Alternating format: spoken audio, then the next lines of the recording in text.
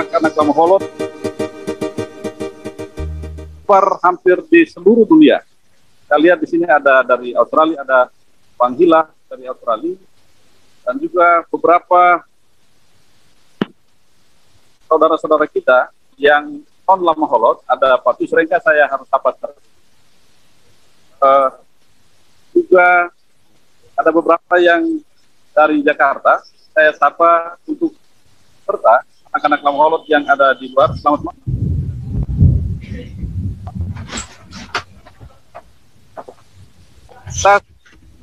Yang ada dengan tema sejarah. Tema itu kan tujuan agar kita tidak lupa tentang identitas kebudayaan komunitas lama holot di Kota Kupang atau di mana saja. Identitas yang sangat penting dalam pergaulan, identitas yang lebih besar baik skala Tenggara Timur maupun. Saya ingin memperkenalkan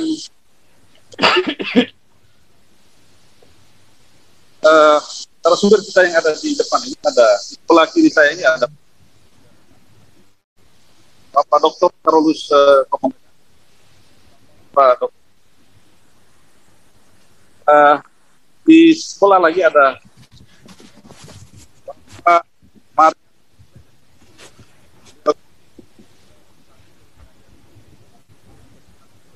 Ya.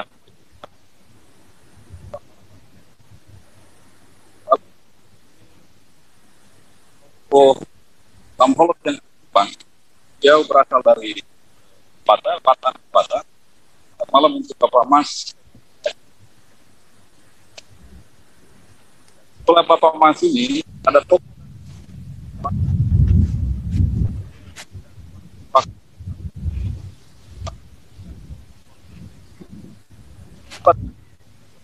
dalam kegiatan apapun.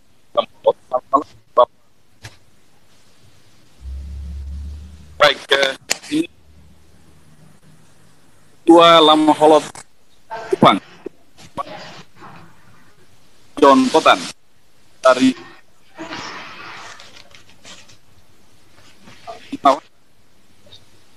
Alor, Sembata, Adonara, Solor, dan juga Torres Daratan.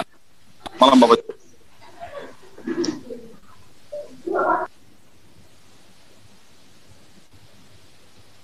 Baik, terima kasih Bapak John. Sesuai dengan tradisi yang sering kami lakukan dalam setiap perjumpaan apapun di komunitas lama holot di Kota Kupang, kami selalu memberi kesempatan pertama kepada Ketua Lama Holot Kupang Bapak Dr. John Kotan untuk menyampaikan ucapan selamat datang bagi kita semua yang ada di forum.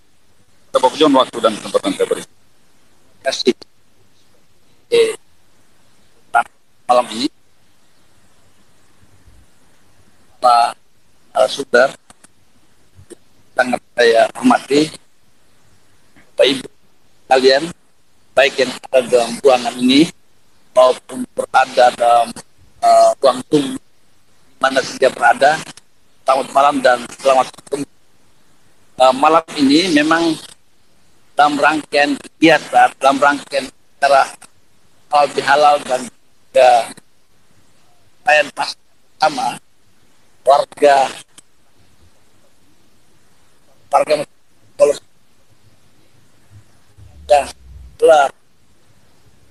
Dayan dan malam. Sekitar malam ini sebenarnya mau bertujuan untuk menjadi napak tilas perjalanan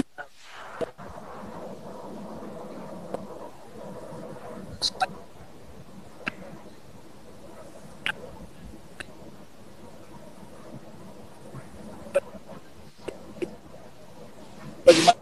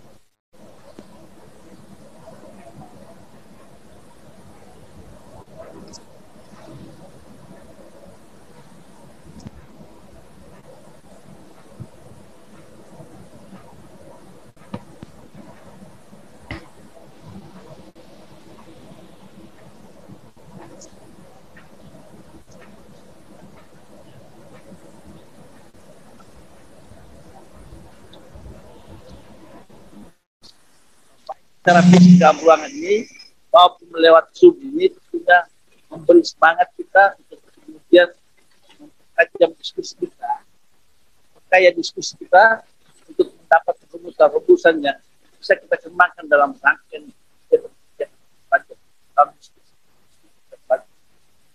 terima kasih juga kepada Pak Don Asian dan teman-temannya yang telah bersusah payah menciptakan menyelenggarakan kegiatan ini. Termasuk juga Pak Rudi sebagai moderator dan juga Pak Heri Poli yang malam ini baru muncul, baru pulang di kampung. Malam. Terima kasih.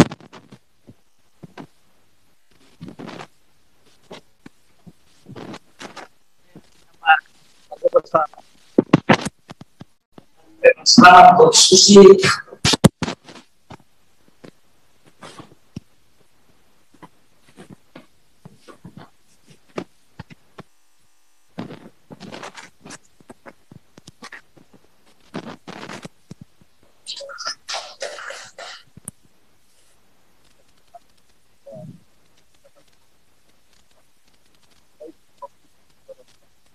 Sumber yang kami informasi sengaja seperti yang disampaikan oleh Bapak Dr. John Potan sebagai ketua Jepang. Bahwa tujuan daripada diskusi kita malam hari ini adalah kita ingin menjejaki sejarah kuno, sejarah tua dan juga peradaban orang-orang lama Holot, agar dari diskusi yang nanti juga pasti kita akan mendapatkan dialektika daripada sebuah dialog ini, minimal kita bisa wariskan hal-hal yang benar dan baik kepada generasi lama Holot. Tanpa memperpanjang waktu, Bapak Ibu Saudara-saudara sekalian, saya di depan ini ada beberapa orang tua, ada Bapak Mans Kailulus Haji Ketikene, dan juga ada Bapak Lukas Kein dari Solo. Beliau berdua akan diminta untuk bicara tentang sejarah eksistensi lama Holot, budaya dan koalisi Nayu Belabaya. Saya akan memberi kesempatan pertama juga. Baik Bapak Ibu sekalian, saya juga ingin menyampaikan bahwa pada malam hari ini kami telah mengundang dua narasumber yang akan mengikuti secara virtual. Yang pertama Bapak Marcelus Nurat Maran dari Desa Muda Keputu, dari Larantuka, dari Polres Timur Daratan, dan juga selamat malam buat Bapak Profesor Simon Sabonola yang saat ini tidak ada di Kota Kupang, sehingga beliau akan mengikuti diskusi ini secara virtual. Baik, di depan kita ini ada Bapak Mas Ibu Haji Ketikene. Beliau akan saya nobatkan pertama menjadi cara kita pada malam hari ini. Beliau akan sejarah eksistensi lama Holot, budaya dan koalisi Nayu Belabaya. Memang ada ungkapan-ungkapan yang tentu dimengerti oleh kalangan lama Holot sendiri, Pak Pius dan serta yang lain yang bukan bagian dari lama Holot dan tidak memahami bahasa lama Holot. Saya maaf mungkin bisa kepada Bapak Mans, waktu dan kesempatan saya berikan. Terima kasih kepercayaan diberikan kepada saya. Dalam waktu yang terbatas ini, saya coba menyampaikan tutur-tutur sejarah eksistensi komunitas lama Holot, budaya dan juga koalisi berdasarkan Sumpah Nayu Baya Belabaya. Tentu jika dibicarakan hal yang terkait dengan ini, kita butuhkan waktu. Apalagi jika diungkapkan sayur-sayur tutur adat yang mengisahkan tentang perjalanan suku marga yang panjang hingga datang dan menetap di kawasan yang disebut Lama Holot itu. Sebetulnya, eksistensi komunitas Lama Holot itu terbentuk oleh para pendatang dan juga penduduk pribumi yang melalui sebuah sumpah yang disepakati bersama-sama melalui sebuah musyawarah yang disebut Pobobaleng Baung Ukuruang Tanone Keto Kirini Hakim Koda Pulo Takoli Ameang Pertlimak Inang Wana Mihintau te tuak mako ono Behimbau lolong Ulan uba adang nara Ulan uba pito adang nara lema Renu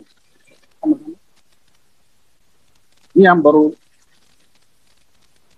akan bersama-sama dalam sumpah yang disebut Nayubaya Belabaya. Mungkin saya coba uraikan ini di dalam tutur adat oleh sumpah adat itu. Menurut versi kami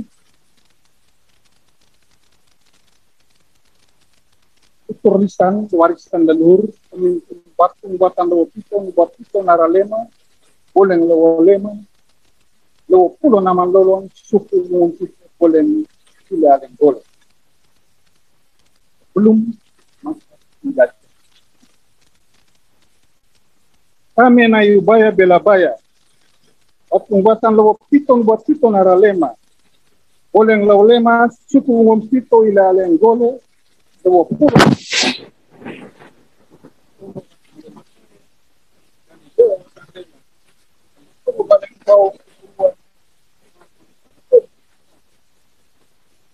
Koda Pulo Kirilema terima inang lahan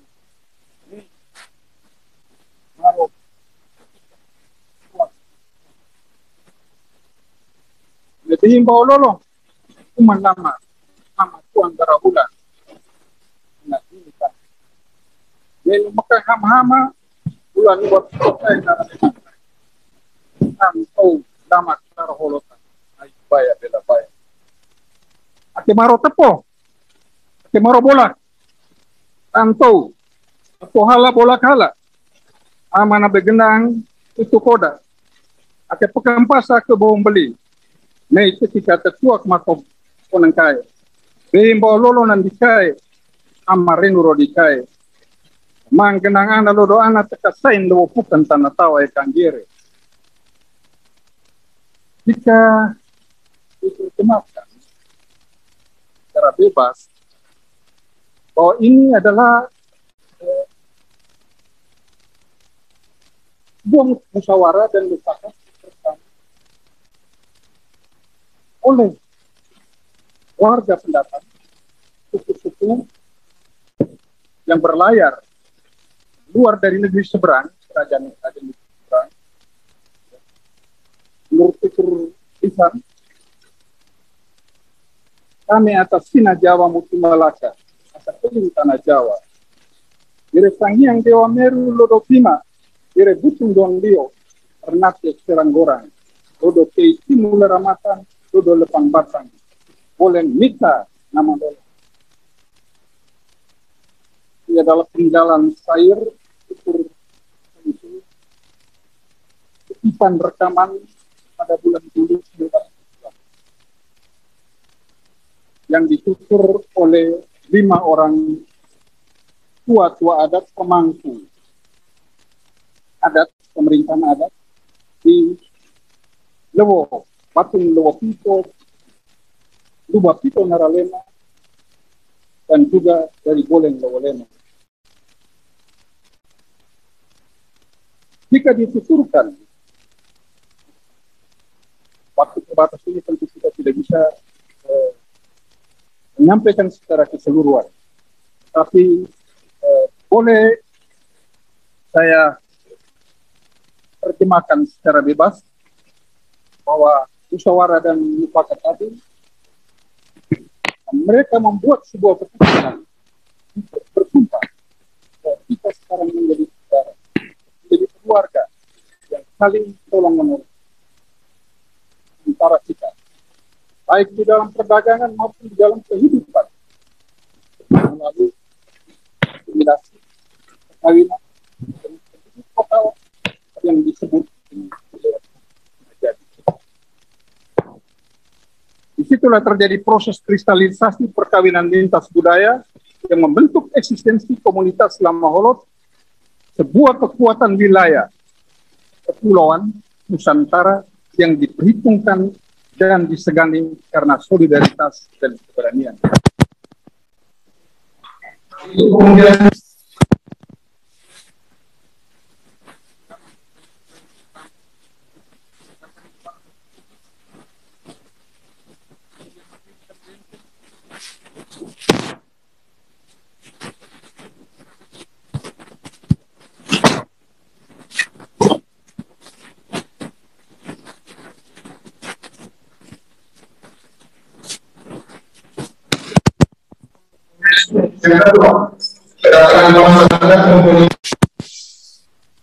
berusaha membujuk dan berhasil berkoalisi dengan pemimpin-pemimpin Solor Watang Lema, karena mereka juga mengingini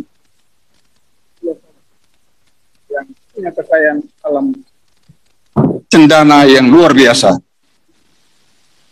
Kerajaan-kerajaan kecil yang dibentuk oleh komunitas Muslim Solor, Adonara, Lepang Bata, atau Lembata sekarang, dengan koalisinya disebut Solor Watang Lema.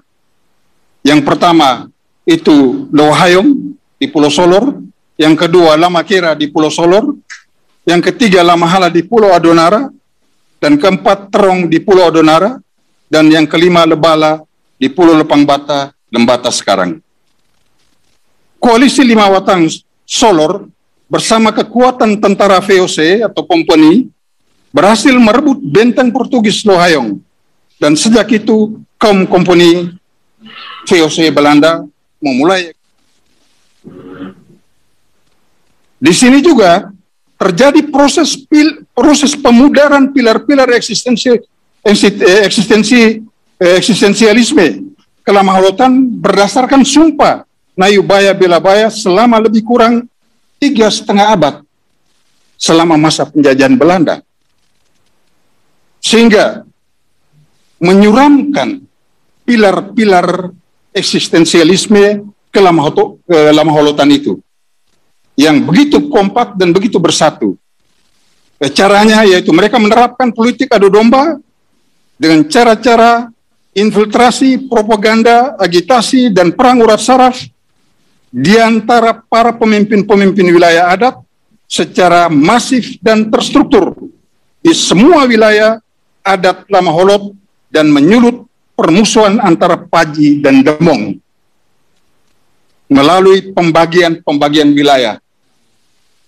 Proses ini dilakukan untuk memutuskan rantai persaudaraan dan kekeluargaan serta solidaritas masyarakat Lama Holot guna melemahkan kekuatan koalisi berdasarkan sumpah Nayubaya Belabaya agar tunduk di bawah kuasa dan kehendak Kompeni Belanda demi kepentingan mereka.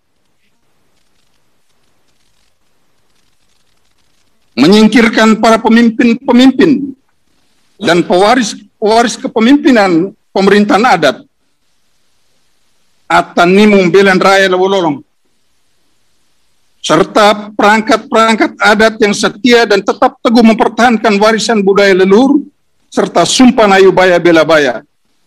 Para pewaris adalah kaum penentang kolonialisme selaku pejuang-pejuang lokal yang diganti dengan saudara-saudaranya sendiri di lingkungan adat yang diiming-iming dengan harta dan kuasa, menjadi mata-mata dan antek-antek kolonialis, di backup oleh kekuatan Kompeni melawan para pemimpin tradisional, lalu membentuk pemerintahan kawasan baru yang ditata dan diatur oleh pemerintah Kompeni kolonialis Belanda.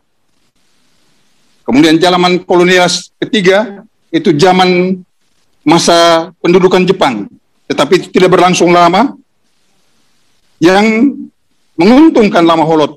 Akan tetapi warisan pengkota-kotakan wilayah dan kuasa masih memimpin kepahitan dan luka yang membekas dan butuh proses serta waktu untuk memulihkannya.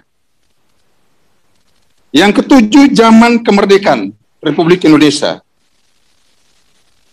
Pasca awal kemerdekaan, suasana kebatinan akibat tekanan dan pengkotakan masyarakat Lama Holot masih kental terasa kajian dan kedemongan yang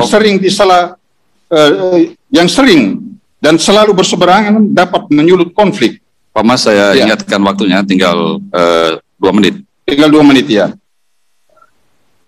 Nayu baya bela baya di tanah lepan bata lembata antara Paji dan Demong digaungkan kembali 68 tahun yang lalu dengan apa yang disebut Statement 7 Maret 1954 dan selesai bahwa orang Paji dan Demong bersatu, bersaudara, kembali dengan bela baya. Itu di Lembata sudah selesai dan sudah kembali eksis ke Lama Holotan di sana sejak tanggal 7 Maret 1954, kemudian disegarkan kembali pada 7 Maret 99 dengan menanam 7 batu nuba di bawah pohon beringin di rumah jabatan Bupati Lembata. Mungkin untuk sementara secara garis besar saya menyampaikan pokok-pokok tutur adat yang saya warisi sesuai dengan versi kami. Terima kasih. Saya kembalikan moderator. Terima kasih untuk Bapak Mas Kailulis Ngaji Betikeneng.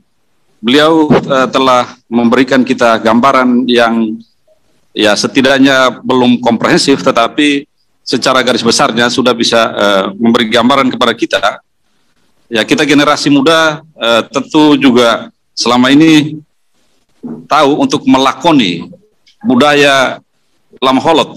Ketemu orang Alor, orang Adonara ketemu orang Alor, tentu baku sapanya itu dengan bela. Ternyata malam hari ini kita diberi jawaban. Ternyata ada satu sumpah yang luar biasa. Sumpah itu dilakukan dengan darah. Mereka meminum darah, lalu kemudian menyatakan sebuah sumpah yang disebut oleh Bapak Mas Kailuli Betikeneng, sumpah Nayu Baya Bela Baya. Nah, kita akan mendalami lagi dalam sesi dialog Bapak Mas dan juga Bapak Ibu para peserta sekalian. Dalam diskusi ini tentu ada perbedaan perspektif dari 5 wilayah Batan. Ada Solor, tentu juga punya perspektif yang berbeda tentang sejarah, peradaban, cerita tentang bagaimana orang-orang Lama Holot itu bersatu padu dalam sumpah dan menyatukan dirinya di dalam sumpah itu. Oleh karena itu Bapak Lukas Kein, tokoh Lama Holot di Kota Kupang dari Solor, waktu dan kesempatan kami berikan. Bapak Lukas silakan bercerita tentang jejak sejarah dalam perspektif teman-teman atau saudara-saudara kita dari Watan Solor. Silakan Bapak Lukas. Baik, terima kasih banyak atas kesempatan yang diberikan. Bicara tentang Watang Solor, pertama saya utarakan dari segi sejarah keberadaan Solor itu sendiri. Yang kedua, kehadiran masyarakat Solor dengan Demo Paji, Demo Leragire, Paji Lerahalu. Jadi Demo dan Paji ini adalah kekerabatan di Solor yang memang sesungguhnya tidak akan dilepas pisahkan dengan catatan bahwa bersatu dalam satu rumah adat dan bersatu dalam satu nekat untuk bisa membangun Solor. Baik, untuk Solor dari segi sejarah itu geografisnya Solor, sebelum kehadiran Solor seperti sekarang, kalau dulu Solor itu adalah tempat impian daripada semua, baik dalam negeri maupun luar negeri. Kenapa? Karena Solor punya kelebihan adalah menghasilkan kayu cendana. Yang sebenarnya kayu cendana ini sebenarnya atau sesungguhnya memang sangat bermanfaat, sehingga pada saat itu Solor menarik sekali. dari segi itu sehingga seperti diutarakan oleh pada narasumber yang pertama, bahwa kehadiran para penjajah atau para orang asing masuk di daerah kita, khususnya di Solor, dengan mendirikan sekian banyak rintisan bekas ini, yaitu Benteng Fort Hendrikus di Lohayong, itu memang sesungguhnya karena Solor itu menarik. Setelah kehadiran sekian banyak itu dari zaman ke zaman, Solor itu akan menjadi lumpuh. Kenapa? Karena tidak ada orang yang bisa memberikan sikap dan itu untuk memelihara Solor itu tetap menarik, yaitu kayu cendana itu sendiri. Sebenarnya rencana daripada penghuni Solor itu bisa juga menjadi Pulau Cendana. Tetapi karena dengan adanya sekarang seperti itu, maka tidak terwujud. Walaupun demikian, Solor tetap bersatu. Kemudian, yang berikut, mengapa sampai ada istilah Solor Watan Lema, kemudian Ayubaya seperti yang diutarakan oleh narasumber pertama, mengapa? Karena diciptakan untuk mempersatukan keluarga dari satu dengan yang lain, baik Demo maupun Paji, yaitu tempatnya adalah di Lewonama, itu Lewo Pito Nama Lema. Jadi setiap kali pertemuan adat, tradisi adat, dan juga kekeluargaan ada di tempat itu. Sehingga pada saat pertemuan itu, mengapa istilahnya Nama Lema? Karena setelah mereka mengadakan pertemuan, mereka juga akan adakan rintisan tarian adat, yaitu yang pertama itu Hedung, yang kedua Wadong, yang ketiga Orong, kemudian yang keempat Bede. Sehingga antara satu tempat dengan tempat yang lain itu yang namanya Lewo Pito, kemudian berikut lagi Nama Lema. Nama itu artinya tarian-tarian tadi itu menjadi 5 sehingga digelar itu. Karena di dalam pertemuan seperti ini diadakan, lalu adakan resepsi bersama, lalu minuman itu adalah alkohol antara satu dengan yang lain, maka timbul kesalahpahaman. Pada zaman kesalahpahaman inilah antara satu kakak adik yang satu dengan yang lain akan memberikan satu sikap bahwa di sini saya tidak akan tinggal di sini, saya pindah ke tempat lain. Karena kita antara 5 watan itu pisah wilayah dengan laut, maka mereka menyiapkan apa istilahnya tena dayung. Jadi tena dayung itu sampan yang sekarang sampan, yang dulu waha. Waha itu artinya dayung itu sendiri. Jadi pindah ke sana ke alor pakai tena atau perahu dayung, pindah ke Darantuka demikian, Adonara Lembata demikian, sehingga yang masih mencintai Solor tetap seperti itu. Tetapi sebelum perpisahan mereka adakan suatu rintisan untuk mengenal bahwa tempat dan sikap dan ini dimanapun tempat tinggal di situ tetap kita adalah kakak adik. Kakak arin tite gelupatala. Boleh tiga, boleh, tapi untuk kita sebagai kakak adik tidak bisa lupa antara satu dengan yang lain. Saya tidak bisa menggambarkan tentang sejarah keberadaan itu dengan kehadiran Portugal dan Belanda, karena tadi sudah diutarakan. Tetapi saya ingin menyampaikan bahwa budaya daripada Solor itu sendiri adalah budaya yang memang sesungguhnya dikutip atau dipetik dari budaya nenek moyang. Sehingga untuk Solor lupa siapapun tidak akan mungkin. Orang bisa lupa Solor, oke, tetapi Solor tidak akan lupa siapapun. Karena Solor mengatakan bahwa kita adalah kakak adik, dan kita kakak adik tetap membantu satu sama yang lain. Satu sama yang lain. Tinggal di pulau manapun, kakak adik saya. Mau tinggal di daerah manapun kakak adik saya. Nah, inilah prinsip dasar daripada Demong Paji di Solor. Jadi prinsip dasar inilah yang nantinya muncul di Solor Watan Lema ini. Kalau di Alor, bahwa kami berada di posisi di Alor Pantar, silakan. Tetapi Alor Pantar itu Solor tetap mencari Alor Pantar itu pusatnya. Tetapi Alor Pantar yang memang sesungguhnya masih ada yang lain di tempat-tempat yang lain di Alor.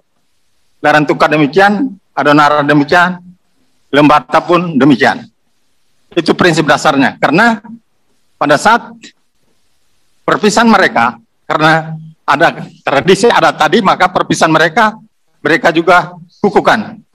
Istilahnya, kalau itu kakak, maka adik harus jabat tangan, peluk dan cium. Itu kalau dia itu adik, maka adik itu peluk dan cium sama kakak.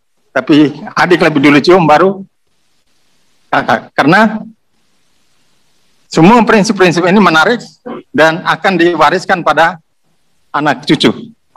Tapi satu hal yang memang sungguhnya Solor diajarin untuk tidak mengenal kejahatan, tapi hanya mengenal yang baik dan jahat silakan, tetapi tetap mengenal yang baik. Prinsip yang baik ini artinya prinsip cinta kasih yang memang sampai dengan saat ini masih terungkap, dan secara iman itu merupakan satu obat yang paling mujarab untuk itu. Maka untuk dimanapun, kapanpun, dimanapun berada, entah dimanapun, bukan mencari Solor Watan Lemanya, tapi siapapun yang berada di lingkungan Solor Watan Lema tetap dianggap sebagai keluarga. Karena perjanjian pada saat perpisahan antara keluarga yang menuju ke Alor, keluarga yang menuju ke Larantuka, keluarga yang menuju ke Adonara, keluarga yang menuju ke Lembata, itu silakan tinggal di mana saja, tetapi kita adalah kakak adik dan tidak akan dilupakan. Itu adalah prinsip dasar. Dan memang sesungguhnya Solor hanya mempunyai sejarah bahwa tempat yang tadi itu Lewopito nama Lema itu adalah sekarang menjadi ada tempat Lewonama dan Pamekayo. Lewonama dan Pamekayo itu adalah tempat bukan perpisahan, tapi tempat perjanjian isi hati daripada kakak adik yang berpisah, kemudian berjanji untuk tidak akan melupakan satu sama yang lain. Itu prinsip dasar demikian. Segala macam yang diutarakan oleh narasumber pertama tadi, sebenarnya itu ada pada prinsip yang sudah ada, tetapi yang jelasnya bahwa Solor yang punya sejarah itu adalah demikian. Kemudian keberadaan Solor dan bangsa asing yang hadir di sana seperti yang diutarakan tadi, itu memang benar dan sampai sekarang menjadi sejarah, dan prinsipnya bahwa Benteng Forten Ricos adalah sejarah yang tidak bisa dilupakan sampai dengan saat ini. 1 menit lagi. Itu adalah hal-hal yang memang sungguhnya saya sampaikan pada kesempatan ini. Kemudian segala macam informasi yang memang sungguhnya akan kita satukan. Nanti akan prinsip dasarnya adalah kita semua yang hadir pada saat ini disarankan supaya ide-ide kita ini kita himpunkan dalam satu ide yang tertulis secara resmi, itu sehingga tidak terpisah-pisah. Bahwa Solor Watan Lema betul seperti ini informasinya. Terima kasih banyak, waktu saya kembalikan kepada moderator. Baik, terima kasih untuk Bapak Lukas Kein. Bapak Ibu Saudara-saudara sekalian, para peserta dan juga para narasumber, tentu kita di narasumber kedua, kita sudah menemukan soal ada perspektif yang berbeda terhadap sejarah dan juga jejak sejarah dan juga peradaban yang ada di Lamholot.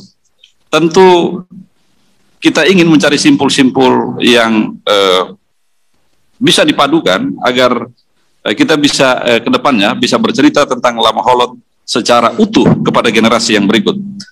Ada Lewonamang, Bapak Lukas ya, ada Lewonamang di mana 5 bersaudara dalam perspektif orang Solor, 5 bersaudara berpisah karena ada sebuah kekisruan. Kalau orang Lama Holot biasa menyebut kalau saudara itu berkelahi di dalam rumah, itu seperti ya piring, gelas dan juga senduk, itu biasa dalam sebuah urusan rumah tangga gitu.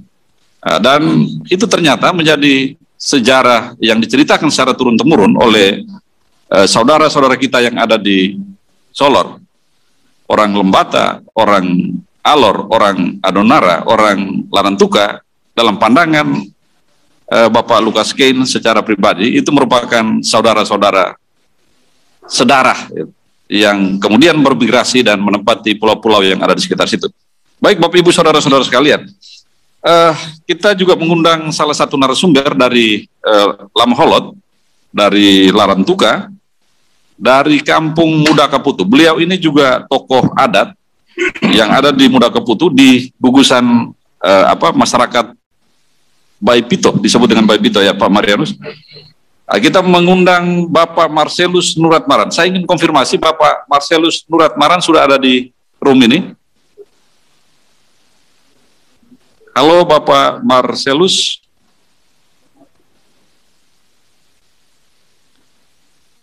Baik, kita juga mengundang Pak Prof. Simon Sabon yang juga akan mengikuti secara virtual. Bapak Ibu saudara-saudara sekalian, kita juga akan diperkaya dengan perspektif dan tinjauan yang sifatnya sangat akademik. Para profesor, para doktor, para akademisi kita yang notabene berasal dari Lama Holot, yang malam hari ini kita hadirkan Bapak Karel, Bapak Marianus, dan juga Bapak Prof. Simon Sabon. Itu bermaksud untuk memperkaya tentang napak tilas atau jejak sejarah peradaban ini dari tinjauan-tinjauan mereka sendiri. Dalam tesis maupun disertasi mereka telah membuat penelitian secara mendalam terhadap Lama Holot itu sendiri. Oleh karena itu saya beri kesempatan kepada yang di sini duluan ya, ada Pak Marianus. Pak Marianus ini menulis sebuah buku. Mana bukunya Pak Marianus? Saya bisa.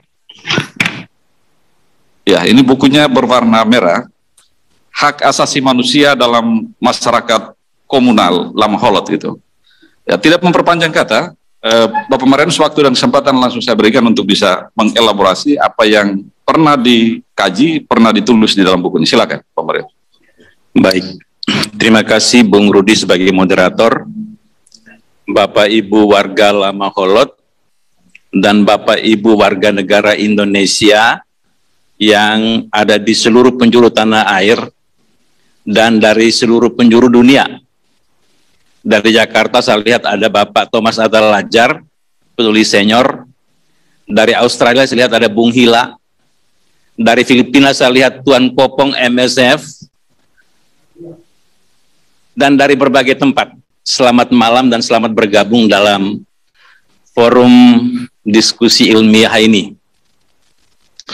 Saya ingin menempatkan kebudayaan Lama Holot dalam konteks nasional dan dalam konteks dunia mungkin.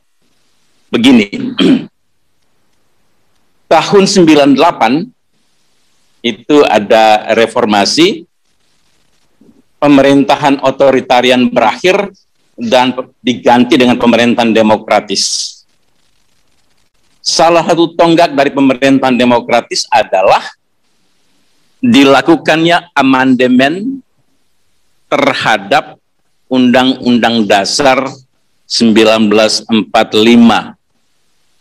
Amandemen ini berlangsung 4 kali, dimulai bulan Oktober 99, kemudian Agustus 2000, November 2001, dan Agustus 2002. Pada amandemen kedua, bulan Agustus tahun 2000, itu dimasukkan hak asasi manusia dari pasal 28A sampai 28J Undang-Undang Dasar 45. Seluruh hak asasi manusia yang dimasukkan ke dalam Undang-Undang Dasar ini kurang lebih diambil dari Universal Declaration of Human Rights tahun 48. Baik. Pertanyaan teoretisnya adalah, apakah dengan dimasukkannya pasal-pasal tentang HAM, maka perlindungan terhadap hak asasi manusia di Indonesia itu akan lebih baik? Apabila kita kaji kenyataan empirik, tidak. Sampai hari ini pun, kargo berisi jenazah warga NTT dari luar negeri tetap mendarat di Penfui. Artinya, perlindungan terhadap HAM itu tidak optimal dengan dimasukkannya pasal-pasal tentang HAM di dalam Undang-Undang Dasar 45. Mengapa demikian? Kalau kita melihat Cina, Cina juga memasukkan pasal-pasal tentang HAM dalam konstitusinya, tetapi pelanggaran HAM di Cina juga tidak kurang-kurang. Salah satu peristiwa yang sangat fenomenal adalah penembakan di Tiananmen. Sampai sekarang juga kebebasan beragama tidak ada di Cina, karena gereja Katolik misalnya masih mempraktikkan gereja Katolik patriotik di Cina. Apabila kita memperhatikan Jepang, Jepang itu tidak memasukkan pasal-pasal tentang HAM dalam konstitusinya, tetapi perlindungan terhadap HAM di Jepang itu bagus. Demikian pula beberapa negara di Pasifik, seperti negara Kepulauan Solomon, Vanuatu, Papua New Guinea, itu tidak terlalu memperhatikan HAM, tetapi perlindungan terhadap hak-hak komunal itu kuat. Saya lalu berpikir, apakah ada cara pikir yang sama antara Jepang, Vanuatu, Kepulauan Solomon, Papua New Guinea dengan Lama Holot? Saya mewawancari 3 narasumber. Yang pertama, Petrusina Koten dari Lama Walang, beliau sudah almarhum. Kemudian Rovinus Narakian dari Lebao. Saya tidak tahu apakah beliau masih ada atau sudah berpulang. Dan yang ketiga, Elias Tupen dari Adonara, beliau sesungguhnya hadir hari ini tapi berhalangan karena sakit. Saya melakukan konten analisis terhadap hasil wawancara saya, dan saya menemukan 4 perspektif Lama Holot di situ. Perspektif pertama adalah perspektif totalitas, sebentar saya akan jelaskan. Perspektif kedua adalah perspektif altruisme. Perspektif yang ketiga adalah perspektif panteisme, dan perspektif keempat adalah perspektif kolektivisme.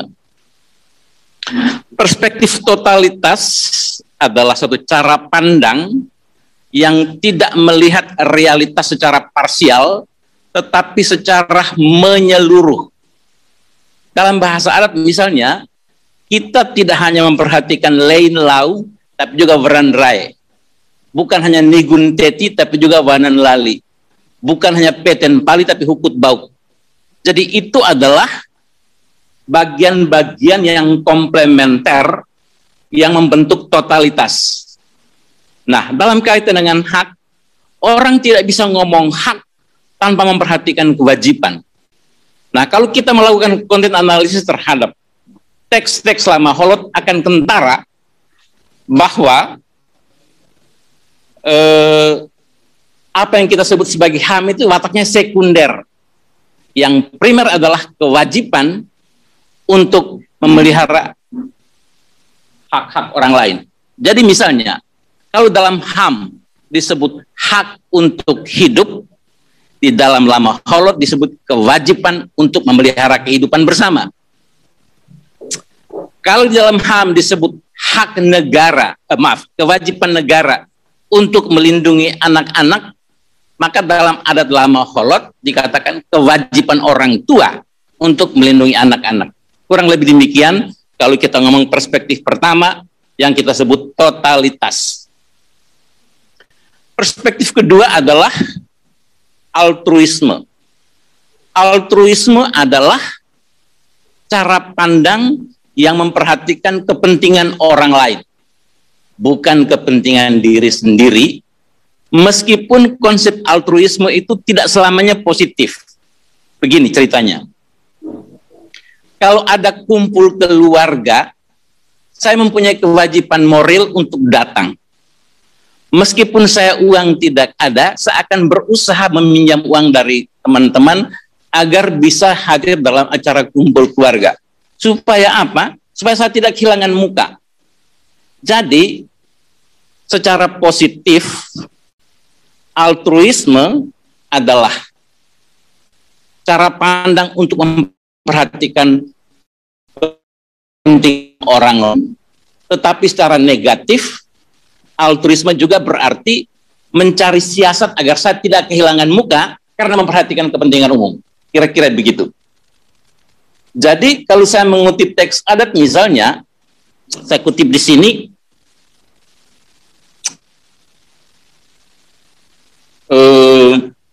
ata mangkuwanan, ata netakajuk, ake ego bego, ata kwae anak, ake gumi terapi.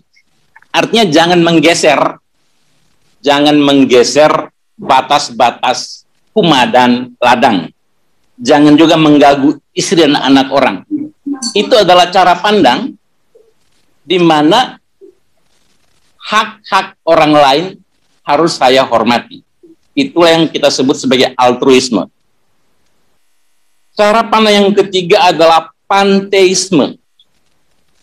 Panteisme adalah sebuah cara pandang yang melihat seluruh kosmos sebagai Tuhan. Memang di dalam cara pandang Lama Holot tentang wujud tertinggi disebut lerabulan tanah ekan yang wataknya dualistik. Hampir seperti bahasa Timur, uisneno uispah, atau hampir seperti bahasa Bejawa, Dewa Zetan itu Zale. Tetapi pandangan Lama Holot dan juga pandangan-pandangan lain bukan hanya dualistik, tapi juga panteistik. Artinya, ketika kita memanggil lerabulan tanah ekan, kita hanya bukan memanggil langit dan bumi, tidak. Kita memanggil juga lewo, kita memanggil laut, kita memanggil ileh. Jadi seluruh alam semesta itu dilihat sebagai sebuah tertib kosmik yang saya panggil untuk mendampingi hidup saya. Jadi misalnya kita mengatakan lewo panamolo goedore. Lewo molo goedore itu yang penting ini. Ya, ini dari Senior Agus Beda, jadi saya terima dulu. Nah, habiskan, tidak apa. Baik. Jadi orang-orang Adonara yang bekerja sebagai penggergaji kayu di Kalimantan itu akan merapal mantra itu. Lewo panamolo goedore, dan dengan demikian keselamatannya terjamin. Ketika dia memotong kayu, dia tidak akan tertimpa kayu. Orang lama lera yang menikam ikan paus itu diwajibkan untuk tidak boleh menggunakan kata-kata kasar, tidak boleh mengeluarkan kata-kata makian, tidak boleh berhubungan seks dengan istri, supaya ketika dia menangkap ikan paus, dia terlindung dari bahaya. Yang mau saya katakan ialah ketika kita mengintegrasikan diri dengan sebuah tertib kosmik, kita akan selamat. Dalam konteks HAM, sesungguhnya kita tidak perlu menyuruh negara, polisi, dan tentara melindungi saya, tetapi dengan mulut saya sudah melindungi diri sendiri, memanggil perlindungan dari kampung halaman, dan menginkorporasikan diri dengan sebuah tertib kosmik. Perspektif yang terakhir adalah perspektif kolektivisme. Itu jauh lebih mudah ya. Jadi misalnya, pai puputaan tou, pui Taangga misalnya, kira-kira begitu dengan variasi dialek. Jadi ada semacam filosofi yang mengatakan bahwa kita tidak bisa terpisah, tapi bersatu sama lain. Baik, jadi apabila saya menyimpulkan, kita tidak perlu memerintah negara agar melindungi saya. Perlindungan itu adalah konsekuensi dari sikap saya memenuhi kewajiban-kewajiban saya sebagai warga negara. Di sini saya ingat akan kata-kata John Kennedy. Jangan tanyakan apa yang negara berikan kepada Anda, tapi tanyakanlah apa yang Anda berikan kepada negara. Untuk sementara saya kira sekian dulu, Bung Rudi. Baik, terima kasih untuk Bapak Marianus. Ini sebuah ulasan yang cukup menarik dari perspektif beliau coba mengangkat persoalan HAM dengan berbagai dihadirkan dalam berbagai konsep dan manifestasi dalam penerapannya, lalu dikaitkan juga dengan adab yang ada di Lamholot, dan beliau menemukan beberapa perspektif yang terjadi di Lamholot. Sesungguhnya orang Lamholot dengan sair-sair, dengan nilai-nilai kehidupan yang sudah ditanamkan secara baik dari tutur adat dan lain sebagainya, pengakuan terhadap nilai-nilai lokal, sesungguhnya dia bisa melindungi dirinya sendiri jika ada konsistensi untuk berpijak tetap pada nilai yang terwariskan yang ada di rahim kebudayaan Lamholot. Terima kasih atas perspektif yang cukup menarik, Bapak Marianus. Nanti bisa di sesi dialog kita bisa bertanya, ada hal-hal yang mungkin mau ditanyakan langsung ke Bapak Marianus. Baik, coba saya konfirmasi kembali, Bapak Maran dari Larantuka, dari Baipito, apakah sudah ada di forum ini? Halo Bapak Maran, apakah sudah masuk di forum ini? Kalau sudah masuk, tolong bersuara biar kita semua bisa tahu kehadirannya malam hari ini. Kalau belum, saya masih ada dua narasumber kita. Saya beri kesempatan berikut kepada Bapak Dr. Carolus Popomedan.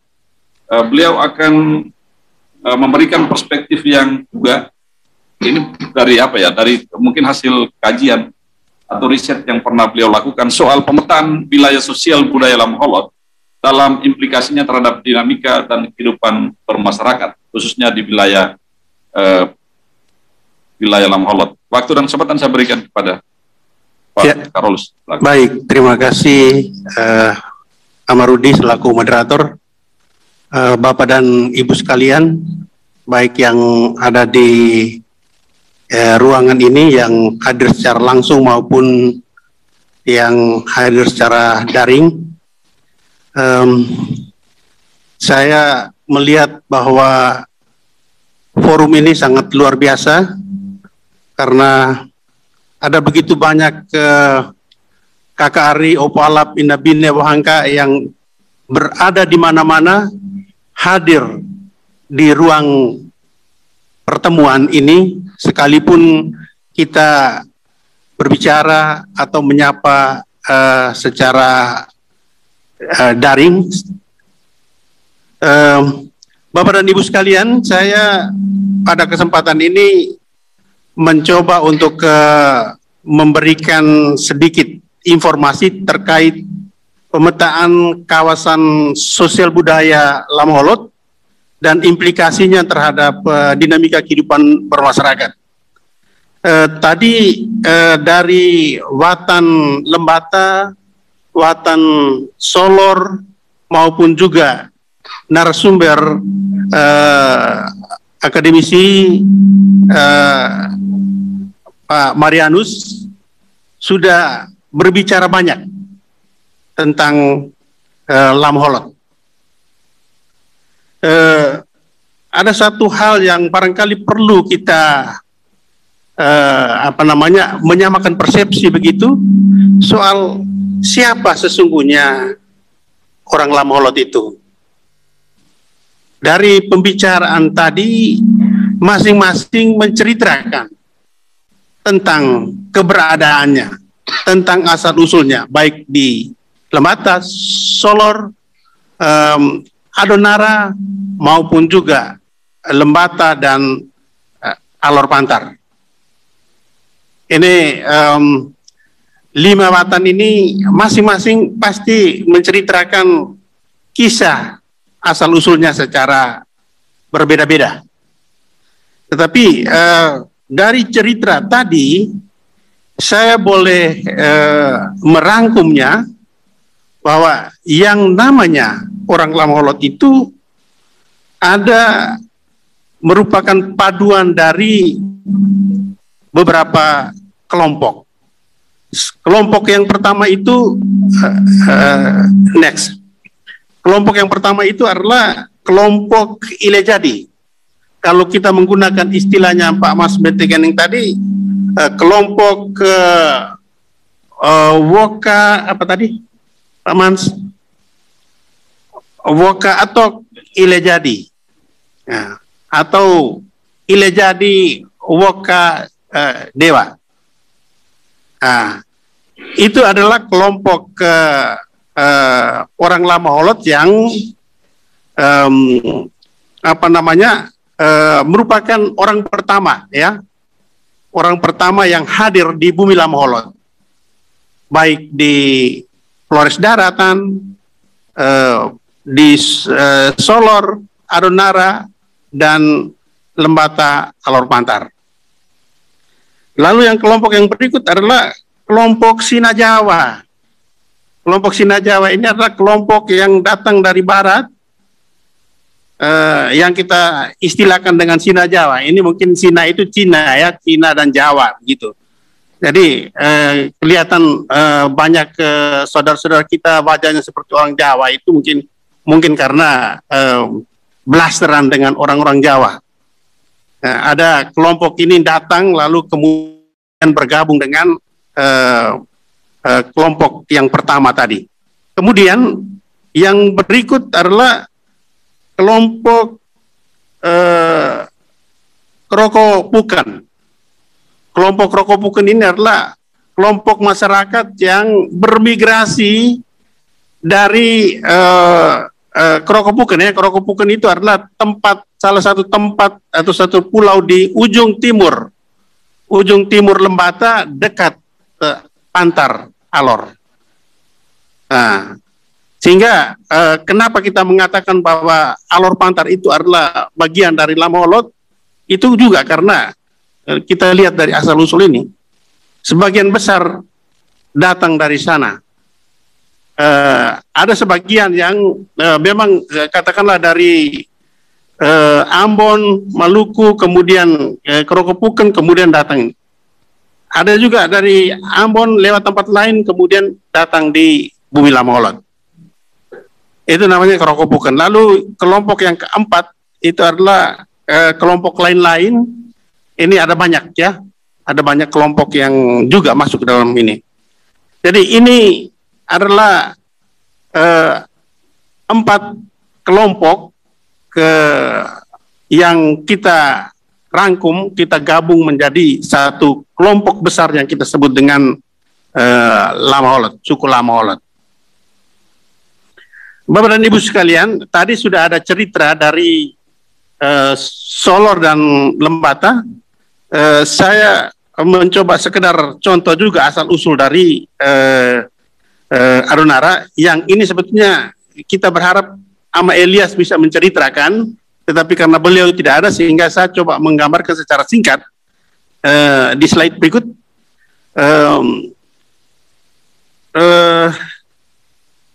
Ada 3 kelompok yang boleh kita katakan juga di sana, yaitu kelompok yang pertama, yang pertama dan kedua itu kita sebut sebagai kelompok Ilejadi, ya. Kalau di Adonara itu ada 2 gunung, ya. Satu gunung yang besar namanya Ileboleng, satu yang berikut adalah Bukit Seburi, ya, yang biasa disebut dengan Seburibui Woka Pagapele. Selama ini banyak orang hanya menceritakan tentang kisah asal-usul yang lahir hadir di Ileboleng, tetapi lupa menceritakan tentang asal-usul yang ada di Adonara Barat. Nah, jadi di Adonara bagian timur, terutama dari Ileboleng itu ada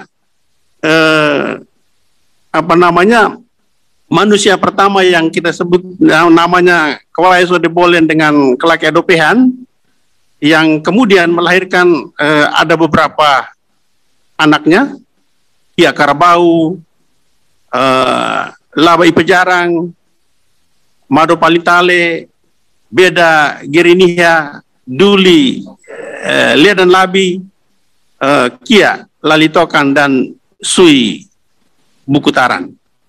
Itu anak-anaknya itu, putra-putranya itu kemudian menyebar hampir di seluruh wilayah Adonara, terutama di bagian timur. Lalu kemudian turunan dari Gunung Seburi, Bui, Voka, Pagapele itu ada, kalau Bapak dan Ibu yang dari Adonara Barat, kalau ini agak keliru, tolong dikoreksi, tetapi ini saya mengutip dari Paul Arndt, ya, Paul Arndt, seorang peneliti asing yang mendalami Lama Holot. Dia menceritakan bahwa orang pertama yang ada di sana itu adalah Masan Wahana dan Pendi Masandai, yang dua bersaudara kandung yang kemudian kawin lalu melahirkan turunan-turunannya yang disebut dengan Cirademon dan dan beberapa Sirapaji dan Sirademon, dan dua orang putrinya.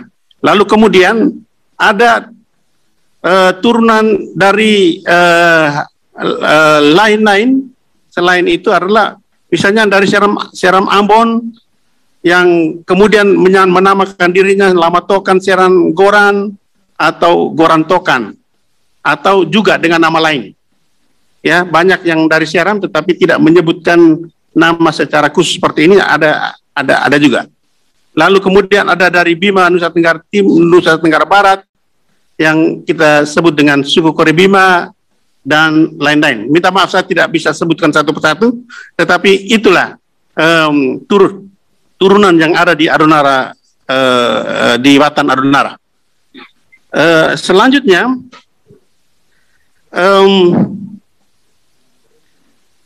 pertanyaan berikut adalah mengapa harus Lama Holot? Kenapa kita harus menggunakan istilah Lama Holot untuk menyebut komunitas yang ada di 4 Watan tadi? Tadi Pak Mans BTK sepertinya sudah menyebutkan salah satu alasan kenapa Lama Holot, yaitu karena kita berjanji berdamai lalu kemudian makan bersama sehingga lamak holota lamak bersusun akhirnya menjadi ini begitu. Nah, tapi ada perspektif lain yang mengatakan bahwa Lama Holot itu adalah mengandung pengertian kampung atau perkampungan yang terus melampaui sambung menyambung melampaui batas. Jadi itu artinya mau menyebutkan bahwa ada sekian banyak watan, ada sekian banyak pulau yang penghuninya itu sambung menyambung menjadi satu yang kita sebut dengan Lama Holot itu. Lama itu artinya kampung atau apa begitu, lewo, sedangkan Holot itu artinya menyambung, melampaui batas. Dengan demikian maka Lama Holot berarti perkampungan atau kumpulan orang-orang yang mendiami wilayah daratan yang berlanjut atau bersambung terus melampaui batas. Ya, makna kata Lama Holot yang demikian itu mengisyaratkan bahwa gugus Kepulauan Solor yang terdiri dari Pulau Solor, Adonara, Lembata, termasuk ke beberapa pulau yang lain, Pantar ya adalah wilayah daratan yang merupakan kelanjutan dari daratan Flores bagian timur. Jadi ini merupakan satu kesatuan. Dan kalau kita mencoba untuk menelusuri pemikiran atau hasil kajian Oppenheimer, seorang peneliti yang menulis tentang pusat peradaban itu ada di timur, mengatakan bahwa ada satu benua yang tenggelam, yang hilang, yang tetapi ada puncak-puncak dari benua itu yang muncul menjadi daratan. Nah, sehingga daratan-daratan kecil-kecil yang ada di Flores timur itu sesungguhnya merupakan puncak dari benua yang tenggelam, yang hilang tadi. Bapak dan Ibu sekalian, berikut tafsiran, ada tafsiran dari Sareng Orimbao. Ya, ada Pater Sareng Orimbao yang ini nama samaran sebetulnya. Nama sebetulnya adalah Pater Petu ya. Petu ya. Itu dia menafsirkan bahwa istilah Solor, Pulau Solor itu atau yang sekarang kita gunakan sebutan Kepulauan Solor itu sesungguhnya sepadan dengan ada satu nama pulau kecil di Maumere ya, sehingga teman kita ini Pak Niko Frans selalu hadir di Lamaholot itu mungkin karena ini. Mungkin karena Kepulauan Solor itu adalah penyebutan yang diambil dari Nusa Solor di Maumere, dekat Lela katanya. Serang Orimbao memperkirakan ada hubungan dengan Nusa Solor yang terdapat di Sika, dekat Nusa Solor yang dekat dengan Lela ya, sehingga Solot lalu kemudian diungkapkan menjadi Solor, itu juga mungkin Solot kemudian berubah menjadi Holot, itu dari orang bahasa mungkin bisa menjelaskan itu, sehingga kemudian kita menggunakan istilah Lama Holot itu juga mungkin karena ada persamaan dengan itu, sehingga Lama Holot atau perkampungan yang berlanjut tadi itu merupakan Lama Holot atau Nusa Solor atau Kepulauan Solor. Bapak dan Ibu sekalian, ya. Jadi ini Lama Holot itu terdiri dari 4 watan yang sekarang kita sebut dengan watan. Memang ada perdebatan bahwa kenapa harus menggunakan watan. Watan itu hanya pantai saja. Tetapi sesungguhnya watan itu adalah makna lain dari daratan atau kepulauan ya. Sehingga kita tetap menggunakan watan, sehingga ada watan Flores, daratan, Solor, Adunara, Lembata, Alor, dan lain sebagainya. Nah, sekarang ada pemetaan, saya butuh waktu sedikit untuk ini karena saya perlu menjelaskan ini ya. Pemetaan kawasan Lama Holot itu menjadi beberapa tempat tadi yang kita sebut dengan watan tadi, bahkan sampai ke Alor. Ya, lalu kalau menurut tipologi kebahasaan itu juga Lama Holot ini dibagi menjadi 3 bagian, yaitu kawasan Lama Holot barat, lalu kawasan Lama Holot tengah, kawasan Lama Holot timur, lalu itu masing-masing dengan bahasa yang sesungguhnya sama tetapi dengan dialek yang berbeda-beda. Ada sedikit beda, itu adalah Kedang ya. Kedang banyak mengklaim diri bahwa mereka itu bukan bagian dari Lama Holot. Itu dilihat dari sisi bahasa. Tetapi kalau dilihat dari sisi genealogis atau asal usul dan lain sebagainya sesungguhnya sama. Lalu ini pemetaan Lama Holot menjadi wilayah Paji dan Demong. Ini mungkin perlu kita pahami. Coba di pertanyaan tadi. Pertanyaan. Ya. Tidak, berikutnya, slide berikut. Ke bawah. Ya, jadi ini hanya sekedar menceritakan tentang latar munculnya istilah Demon dan Paji ini. Sesungguhnya itu konsekuensi dari hadirnya kekuasaan Majapahit yang adalah berlatar belakang Hindu, sehingga kemudian muncul dua istilah ini, Paji dan Demon. Paji itu dipersepsi, dianggap sebagai kelompok masyarakat yang membangkang ini. Jadi dianggap bahwa Demon itu yang adalah kerajaan Larantuka, kemudian kerajaan Adonara dengan didukung oleh salah satu turunan dari kerajaan Larantuka, Enga. Enga kemudian bergabung dengan kerajaan Adonara, sehingga kemudian dianggap bahwa itu bagian kelompok yang penentang, hingga disebut Paji gitu. Sehingga Demon itu adalah kelompok yang berkuasa, sedangkan Paji itu adalah kelompok yang pembangkang. Begitu.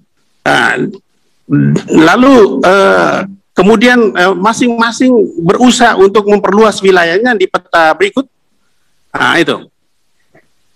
Coba bayangkan kondisi seperti itu ya. Kondisi di mana dua kelompok ini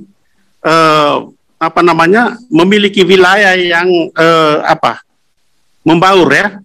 Di Flores Darat ada Paji, ada Demon ya. Di Flores Darat itu Paji hanya di Tanjung Bunga. Kemudian di Adonara juga ada Paji, ada Demon, dan bahkan lebih keras, lebih tajam potensi konfliknya itu ada di Adonara.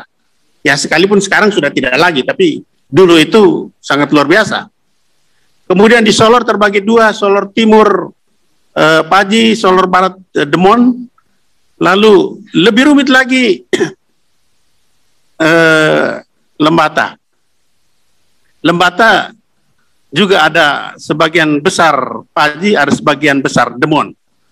Nah, kenapa Pantar tidak masuk? Nah, Pantar tidak mengenal Paji dan Demon, mungkin ya, karena ini berdasarkan wilayah kekuasaan kerajaan Larantuka dan kerajaan Adonara. Pantar tidak masuk wilayah kerajaan kedua kerajaan tadi, tetapi mereka memiliki kerajaan tersendiri. Itu jadi, tetapi dari segi kelompok, Pantar juga masuk dalam ini. Bahkan ketika ada perjanjian Bela Baja tadi, Nayubaya Bela Baja, kebersamaan, kekompakan itu, perjanjian itu bukan hanya berlaku untuk Pantar saja, tetapi untuk Alor secara keseluruhan. Sehingga kalau kita di antara kita saling berkelahi dan macam-macam, itu resiko adatnya ditanggung sendiri. Gitu. Selanjutnya, ya, bagaimana dengan Pantar tadi sudah saya jelaskan secara pintas. Jadi, tetapi ada istilah yang disebut dengan gali au watan lema, yang mirip dengan istilah kita Solor watan lema. Sehingga sesungguhnya ada garis kesamaan, bisa saja turunan, karena migrasi bolak-balik itu selalu saja ada. Ada yang dari Kepulauan Solor, ada yang dari Pantar datang, begitu-begitu. Sehingga ini jadi ini adalah Pantar yang merupakan bagian dari wilayah Lama Holot. Nah, begitu. Jadi Bapak siapa namanya, Pak Ayub dan tokoh yang biasa Sigus, jangan berkecil hati bahwa kita ini adalah sebetulnya saudara, kita ini satu. Selanjutnya saya hanya menggambarkan sedikit, ini sudah menunjukkan ada potensi konflik. Ya? Pak Karel, waktunya tinggal 1 menit lagi. 1 menit. Beri kesempatan 1 menit potensi lagi. Konflik, ya. Potensi konflik dari kebersamaan kita yang kemudian terpetakan dalam pulau-pulau, kemudian terpetakan dalam Pajidemon, itu sesungguhnya juga ada potensi-potensi konflik. Karena kenapa ada potensi konflik? Karena ada rasa superioritas di antara kita. Ya, misalnya ada ungkapan-ungkapan yang mengatakan kalau datang, dalan datang, atakiban, dan lain sebagainya. Ungkapan-ungkapan sederhana seperti kita anggap seperti biasa. Tetapi sesungguhnya secara psikologis itu ada potensi konflik di situ. Nah, lalu kemudian dengan hadirnya pemetaan wilayah yang demikian itu, potensi konflik memang lalu ada. Tetapi satu hal yang perlu kita pegang adalah kita memiliki dasar nilai yang sangat luar biasa yang mengikat kita, sehingga apapun yang terjadi kita selalu bisa menyelesaikan dengan baik. Saya kira itu saja yang bisa saya sampaikan. Minta maaf saya menggunakan waktu yang sedikit panjang. Minta maaf moderator. Saya kembalikan. Baik, minta maaf kepada para peserta dan juga narasumber yang lain, Pak Karel. Bapak Ibu saudara-saudara sekalian, memang pemetaan yang dilakukan oleh narasumber kita, Bapak Dr. Carolus Medan, secara sosial, itu juga sebenarnya menjadi pengetahuan, karena di berbagai macam literasi itu sebenarnya sudah ditulis juga ya, Pak Karel. Tetapi memang ada studi-studi empirik yang dilakukan juga oleh Pak Karel terkait dengan terakhir beliau menulis tentang Lama Holot dari perspektif hukum, pola peradilan semi otonom. Itu baik, Bapak Ibu saudara-saudara sekalian, memang segala hal yang sudah disampaikan oleh para narasumber, terakhir di Bapak Carolus, tentu akan juga memantik kontroversi di publik, karena per hari ini juga dari waktu ke waktu kita selalu tidak bertemu dalam urusan menghadirkan persamaan-persamaan persepsi terhadap sejarah dan juga nilai-nilai yang terkandung di dalamnya. Karena yang kita mengenal budaya tutur dan lain sebagainya, kita hanya dituturkan dari fase ke fase, dari satu generasi ke generasi yang lain, tentu akan berubah sesuai dengan zamannya. Baik, Bapak Ibu saudara-saudara sekalian, masih ada satu narasumber yang mengikuti secara virtual. Saya coba konfirmasi, Bapak Prof. Simon Sabonola, apakah sudah ada di room ini? Selamat malam. Selamat malam. Selamat malam, Bapak Prof. Sekarang ada di mana, Prof? Di Jakarta? Selamat malam. Saya lagi di Jakarta. Saya pakai handphone ya, jadi sudah tentu saya tidak bisa tayangkan materi. Oke, tidak apa-apa, Pak Prof. Ini suaranya dan juga videonya jelas, bisa dilihat, tadi dengar suaranya secara jelas. Bapak Prof mungkin bisa aktifkan videonya ya. Videonya masih mute.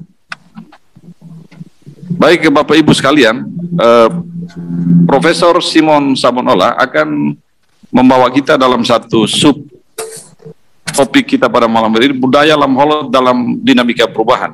Memang kita juga ketahui secara bersama-sama ada hal yang berubah secara drastis, berubah secara signifikan dalam urusan tutur sejarah dan juga nilai-nilai peradaban kita sebagai orang Lama Holot. Bapak Prof, waktu dan kesempatan saya berikan. Baik, terima kasih para narasumber, moderator, Bapak Ibu sekalian yang ada di room Zoom ini. Inak ama kakari nimunama bebrong hangkae. Selamat malam. Saya coba berbicara dari perspektif yang agak sederhana, karena ini diskusi di Lama Holot ini sudah cukup lama. Ya, kita sudah tentu bermimpi agak sedikit besar, tapi nanti di ujungnya baru coba kita simpulkan. Bagaimanapun kebudayaan itu sudah pasti berubah, ya. Dan karena yang pasti itu dan yang kekal itu sebenarnya perubahan, ya. Nah, Lama Holot itu sebagai sebuah etnis, ya, sudah tentu berubah. Perkembangan hari ini, ya, kita sebut etnik itu sebenarnya ada beberapa ciri, ya. Tapi karena kalau kita sebut ciri itu, maka kita akan sedikit eksklusif, ya. Oleh karena itu, saya menyebutnya sebagai Lama Holot dari perspektif antropologis dan Lama Holot dari perspektif komunitas, ya. Yang sekarang, yang hari ini kita berdasarkan arus datang dan kemudian hubungan kekerabatan, ya, kalau kita dari sisi bahasa sudah tentu kita berbeda antara Lama Holot dan Kedang, meskipun ada mengatakan bahasa Kedang itu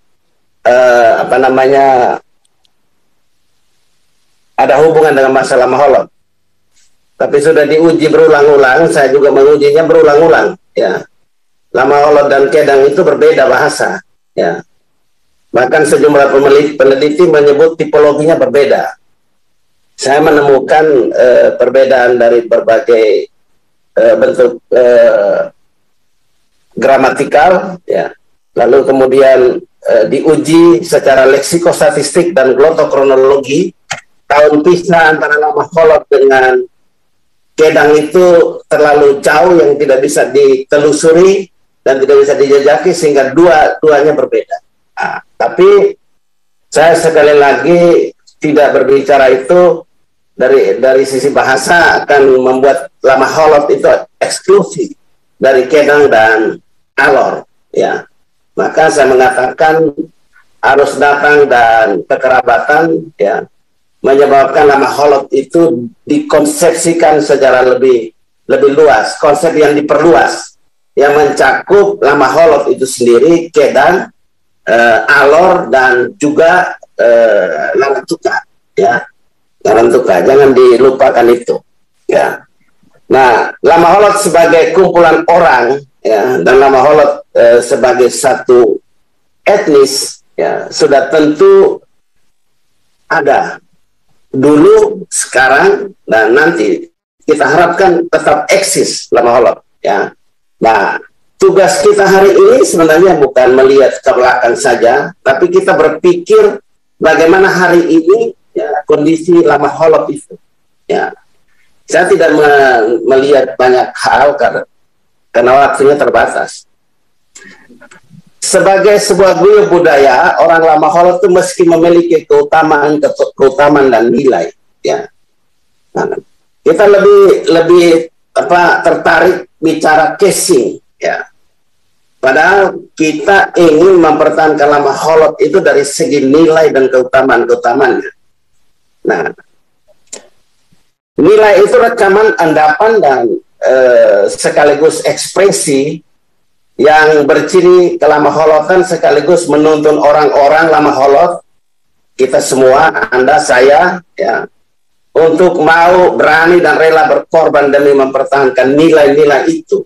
Jadi kita bukan mempertahankan Lama Holotnya, ya, tapi kita mempertahankan nilai Lama Holotan. Ya. Nanti di ujungnya akan saya tidak mau mengatakan berubah atau tidak. Nanti forum ini, keluarga di Lewotana dimanapun berada, Lama Holot, di Alor, di Kedang, nanti akan memutuskan sendiri kita sedang berada di mana, ya.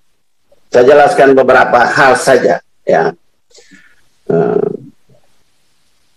Di manakah nilai-nilai Lama Holotan tersimpan, ya.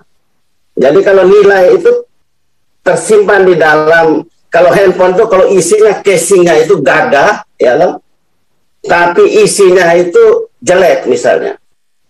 Kita punya isi yang gagah, ya, tetapi kita tidak pelihara, ya. ini kita bicara berulang-ulang karena keluarga kita, orang-orang kita dimanapun mereka berada selalu mengatakan pada forum ataupun mereka bercerita bahwa Lama Holot itu masih belum berubah, ya. Benar, Lama Holot belum berubah, nilai di dalamnya itu sudah bergeser, ya. Ini harus menjadi pemahaman dan kesadaran kita semua, sehingga kita tidak bicara di tataran casing, tapi kita bicara bagaimana mempertahankan nilai, mewarisi nilai-nilai itu, ya. Lalu kemudian kita seleksi, ya. Karena tidak semua nilai itu tahan sama. Nah, ada yang bergeser, ya. Di bergeser itu kita pelan-pelan, ya, melesatkan secara perlahan, ditinggalkan nilai-nilai yang baik, nilai-nilai yang memiliki unsur keutamaan, ya, sehingga kita menjadi orang-orang yang beradab, ya. Nah, nilai itu tersimpan di dalam banyak aspek, ya. Saya bisa sebutkan beberapa, ya, di dalam bangunan tradisi, ya. Bangunan tradisi itu, kalau bangunan tradisi Lama Holot itu kalau dibongkar itu nilainya banyak sekali, ya. Di dalam bahasa, ya, di dalam tuturan-tuturan ritual, ya, di dalam semboyan-semboyan hidup, ya, ada juga di dalam tenun ikatnya, ya. Nah, itu semua tersimpan nilai. Kita hanya melihat, oh ini budaya Lama Holot. Kita tidak ingin melihat nilainya apa. Nah, sekarang generasi muda ini kan hanya mereka pakai misalnya sarung tapi tidak tahu mengapa kain tenun untuk wanita adonara itu garis lurusnya lebar-lebar. Sementara nowi itu ya kecil-kecil. Ya. Apakah kita pernah berpikir mengapa perempuan punya lebar-lebar, kita punya kecil-kecil, gitu. Di situ ada nilai, ya. Nah, nilai itu sesungguhnya berorientasi pada keseimbangan, ya. Tadi sudah dijelaskan Pak Marianus, ya. Semua narasumber sepakat bahwa nilai itu berkaitan dengan keseimbangan kosmologis, sebenarnya. Ya. Jadi hidup kita itu kan mencari keseimbangan, keselarasan, ya. Keharmonisan, ya, antara manusia dengan manusia, ya. Maka orang antropologi itu sosiologis, ya, secara ekologis, ya, secara religius. Nah, kita bangun semua itu secara simultan, ya. Kita tidak bisa memilih ya, salah satu di antaranya, karena secara kosmologis itu kehidupan ini yang dikejar adalah keseimbangan, ya. Nah, keseimbangan bagi orang Lama Holot sebenarnya tidak diragukan, ya. Dalam konsep bahasa itu banyak sekali. Tapi kemudian sekarang bahasa yang kita gunakan itu hilang kekuatan, ya. Aspek tadi yang dijelaskan Pak Marianus tuh sudah diteliti, orang-orang asing sudah teliti. Saya juga teliti mengenai paralelisme bahasa Lama Holot yang begitu dalam maknanya, ya. Sekarang coba cermati lagu-lagu Lama Holot yang sekarang diciptakan baru ini, ya. Ada banyak yang bagus, ya, penyepasangannya itu bagus, ya. Nah, tapi ada yang sudah mulai kemasukan bahasa Inggris sepotong-sepotong, kacau balau namanya, ya kan? Heran saya, ya. Kalau mau bahasa Lama Holot itu paling indah sebenarnya, ya. Itu semua sudah tidak murni lagi, sudah bergeser, ya. Apa kemudian pertanyaannya, kalau bahasa Lama Holot dengan ragam ritual itu hilang, apakah kita merasa tidak merasa kehilangan? Ya, sudah tentu banyak orang merasa biasa saja, ya. Sebagai peneliti bahasa dan budaya, saya merasa kita sudah kehilangan banyak hal, karena dua hal penyepasangan itu bertingkat-tingkat, ya. Apa artinya? Yang disampaikan pembayaran itu sangat filosofis. Ya. Dan itu ada dalam bahasa. Menyimpan semuanya. Ya. Tapi sekarang coba lihat hari ini. Bahasa lama Holot yang digunakan oleh dalam sapaan saja. Coba. Kita bisa lihat. Anak-anak kita sudah meninggalkan ini. Sistem kekerabatan kita sudah hancur. Ya. Sudah hancur karena sapaannya itu sudah bergeser. Hampir banyak orang tidak tahu bapak punya bapak dipanggil apa. Tidak tahu. Ya. Mama punya saudara dipanggil apa. Saudara laki-laki dipanggil apa. Saudara perempuan dipanggil apa. Disapa sebagai apa. Sudah tidak tahu. Itulah pergeseran. Ya. Nah. Kalau kemasannya kita tidak pelihara, ya, maka jangan berharap isinya terpelihara. Kalau kemasannya kita tidak rawat, jangan berharap ya, substansinya terpelihara. Ya. Jangan berharap terpelihara nilai, ya. Kalau kemasannya dalam bentuk bahasa itu kita bicarakan, kita ungkapkan, kita ekspresikan tanpa daya, tanpa kekuatan. Semua orang lama Holot pasti mengatakan puinta unto gantang KHR. Hari ini ya kan, tanto dan tan dalam hal tertentu. Kalau pesta kita cepat, ya kan? Tapi kalau politik kita baku hantam. Ya kan, kita baku gigit sampai ya orang Kuba bilang ancur-ancuran. Ya, apa artinya untuk gantang kaya? Ya. Itu bahasa yang sudah tidak punya kekuatan lagi, sudah tidak punya daya lagi. Ya. Yang berikut. Hilangnya berbagai ritual ya, yang menjamin, yang memulihkan hubungan antara manusia dengan manusia, manusia dengan alam, dan manusia dengan Tuhannya. Itu banyak ritual yang sudah hilang ya. Maka saya ingat dulu waktu kasus anjing gila ya, saya teringat di kampung bagaimana mengusir tikus. Tikus. Ya, aspek ekologi, aspek ekolinguistik kita sudah hilang. Ya, orang dulu ambil tikus, taruh di sampan kecil yang dibuat, diomongkan bahasa tertentu, tikus dilepas ke laut, tikus yang di darat hilang semua. Kan aneh. Kalau itu kan orang bilang aneh, ya, aneh. Sebenarnya logika kita saja yang tidak sampai, ya, sehingga kita bilang aneh. Kalau aneh dan itu terjadi, kita biarkan aneh, ya. Yang berikut hari ini juga kita lihat potret, ya, apalagi di Kupang. Katanya kita dengan orang Alor itu bela, ya, bela itu juga sebenarnya sudah kehilangan daya, sudah kehilangan kekuatan, ya. Mengapa? Hanya sebut saja. Coba sekarang dicek, ya. Apakah semua orang itu sepakat dengan itu sumpah? Ya. Nah, kita tidak menginginkan nayu geto baya bolak. Kita tidak menginginkan itu. Tetapi sekarang tidak lagi kita lihat, ya. Tidak lihat kekompakan itu ya saat-saat tertentu. Tapi kalau anak-anak Alor dengan anak-anak Lama Holot bisa berkelahi, ya. Saya belum lupa orang Alor pernah membunuh orang Adonara di Lasiana, ya. Itu fakta yang kita agungkan bela tadi itu. Nah, kalau kita semua paham itu, maka bagaimana caranya, ya?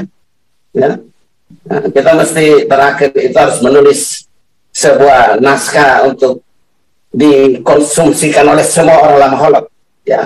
Oh, ini sejarah datangnya, ya. Oh, ini bagaimana membangun rumah adat di suku ini. Lalu kemudian kita bisa terus mewarisnya minimal naskahnya ada.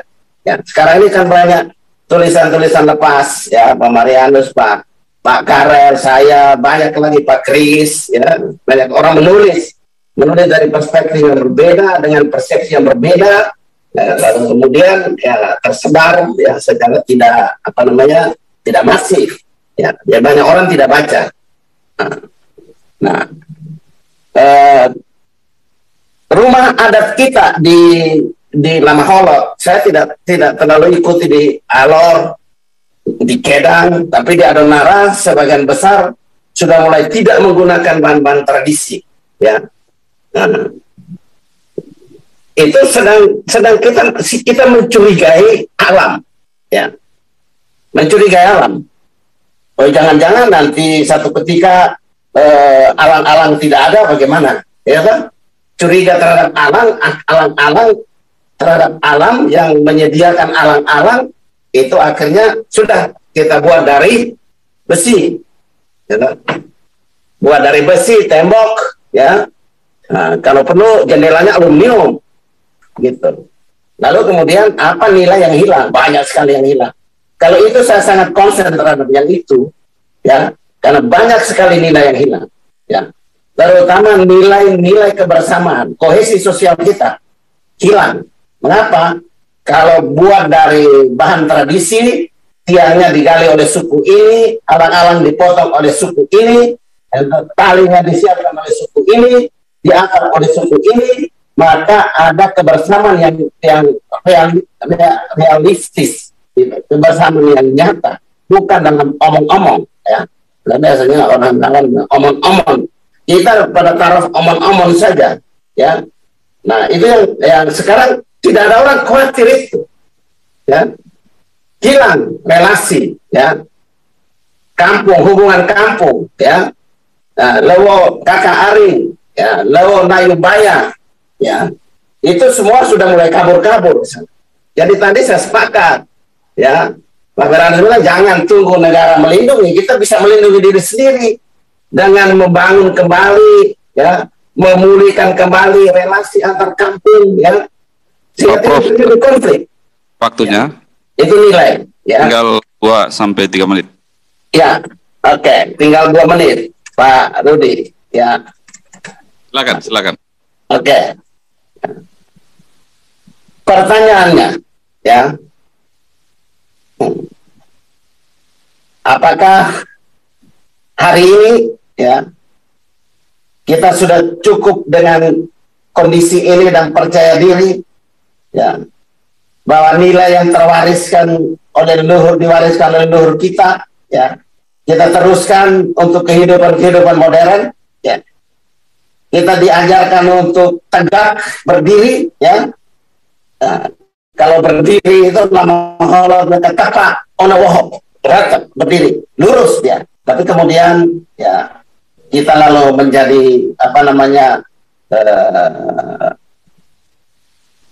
di kondisi modern sekarang ini, ya, kita saling, ya, menginjak satu sama lain. Kita juga bisa menjadi koruptor.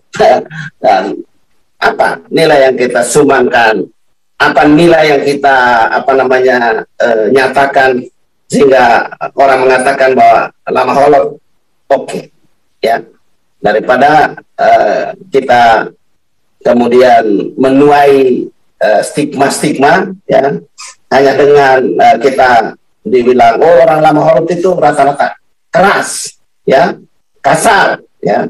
Father bilang pembunuh, kita protes, ya. Tapi itu etnologi. Kalau etnologi dia cerita apa adanya, ya. Nah, sekarang itu menjadi cermin buat kita, ya. Dan kita mau ubah, ya, mau ubah dari parang dan tombak menjadi pena dan buku katanya, ya. Nah, maka hari ini kita pelan-pelan melihat nilai-nilai yang masih relevan. Mari, ya, kita sama-sama pertahankan, kembangkan, ya. Itu tugas banyak orang sebenarnya, bukan tugas kita peneliti.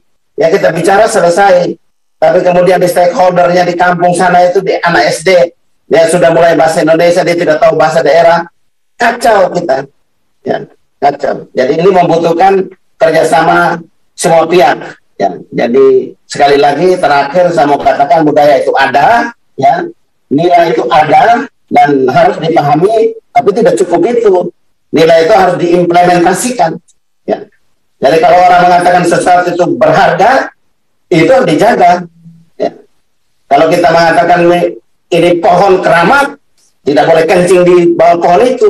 Ya. Bukan bilang keramat, tebang. Gitu. Itu ilustrasi. Jadi kita mengatakan sesuatu yang bernilai, maka mari kita sama-sama sepakat, sepaham, ya, berusaha sekuat tenaga untuk tetap yang ada masih tersisa, mari kita pertahankan. Yang sudah lewat dari aspek kultural memang untuk menghadirkan kembali susah, ya. Apalagi, ya, ini yang terakhir, apalagi daya, power, ya, kekuatan, ya. Orang-orang yang memiliki karisma di tradisi itu hampir tidak ada. Maka kita mengganti, ya, sumpah, kelolo, belobrekana dengan perang. Ya. Padahal kalau untuk menguji sesuatu, untuk membuktikan kemurnian bukan hanya dengan perang. Ya. Mari kita sama-sama belobrekana. Potong kambing, tak satu kali, oh benar. Potong 2 kali, ini masih ada salah ini. Ya, nah.